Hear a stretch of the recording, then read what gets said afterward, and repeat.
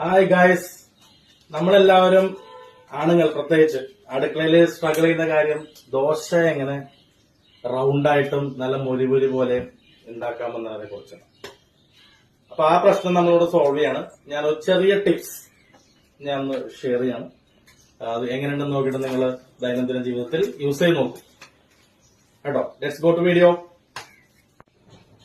Guys, ഇതിന് നമ്മൾ ചെയ്യേണ്ട ഗൈസ്, ആദ്യം നല്ലോണം ആയി കഴിയുമ്പോ ഇങ്ങനെ കുറച്ച് വെള്ളം ഇങ്ങനെ തെളിക്കുക.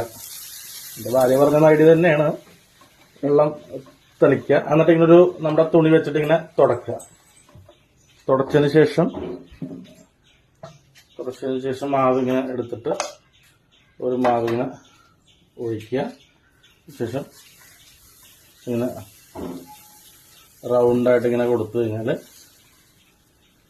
നല്ല മൊരി പോലത്തെ ദോശ നമുക്ക് ഉണ്ടാക്കാൻ പറ്റും.